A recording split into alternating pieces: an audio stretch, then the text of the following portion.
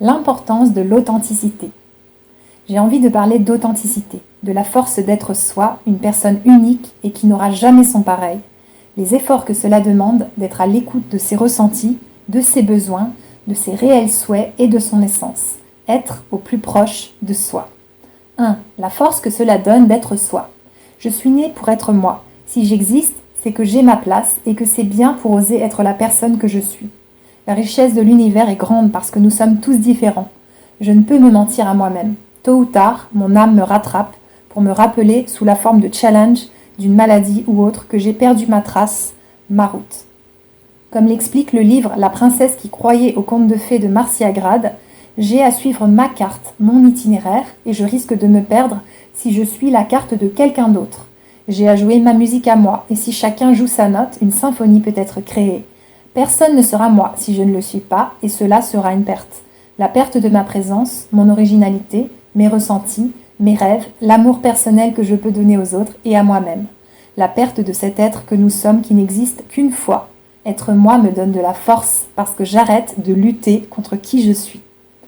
Encore une fois, je me dis oui. Je m'aime et je m'accepte tel que je suis. J'adhère à ma vie. Je la choisis. Ainsi, je débute mon authenticité. 2. Vivre à ma façon. Si je suis authentique avec moi-même et avec les autres, je me donne l'occasion de découvrir et de vivre mon originalité. Que va-t-il sortir de moi? Quel projet vais-je créer? Qu'est-ce qui me fera vibrer? Vers quelle passion vais-je me diriger? Quels métiers me motiveront? Comment je choisirai d'occuper mon temps? Ces créations, totalement uniques, seront ma façon de vivre et d'expérimenter la vie. Elles pourront inspirer des personnes et donner l'impulsion à d'autres de vivre leur vie. Comme disait Marianne Williamson, ouvrez les guillemets, notre peur la plus profonde n'est pas que nous ne soyons pas à la hauteur. Notre peur la plus profonde est que nous sommes puissants, au-delà de toute limite. C'est notre propre lumière et non notre obscurité qui nous effraie le plus. Nous nous posons la question, qui suis-je moi pour être brillant, radieux, talentueux et merveilleux? En fait, qui êtes-vous pour ne pas l'être? Vous êtes un enfant de Dieu. Vous restreindre, vivre petit, ne rend pas service au monde. L'illumination n'est pas de vous rétrécir pour éviter d'insécuriser les autres. Nous sommes tous appelés à briller, comme les enfants le font. Nous sommes nés pour rendre manifeste la gloire de Dieu qui est en nous. Elle ne se trouve pas seulement chez quelques élus, elle est en chacun de nous. Et au fur et à mesure que nous laissons briller notre propre lumière, nous donnons inconsciemment aux autres la permission de faire de même.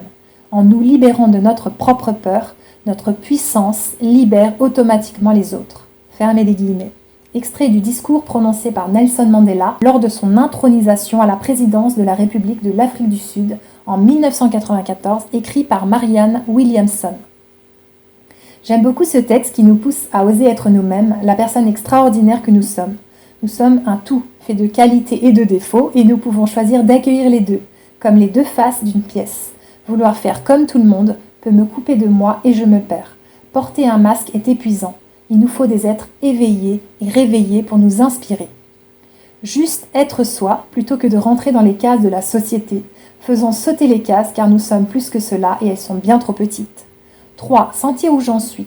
Vivre de façon authentique demande de s'interroger quotidiennement sur ses ressentis et ce que nous souhaitons. Je choisis de ne plus me trahir ni m'écraser. Je prends la place à laquelle j'ai droit et je l'occupe pleinement sans empiéter sur celle des autres. Il est alors nécessaire parfois de poser mes limites aux autres pour dire où j'en suis et comment je sens ce qui se passe dans ma vie. Cette honnêteté est une qualité parce que les autres savent ce que je pense. Les relations sont plus vraies et elles se renforcent à travers les expériences vécues. Nos oui sont de vrais oui, nos non de vrais non. Quand nous disons non à quelqu'un ou à une situation, c'est à nous que nous disons oui.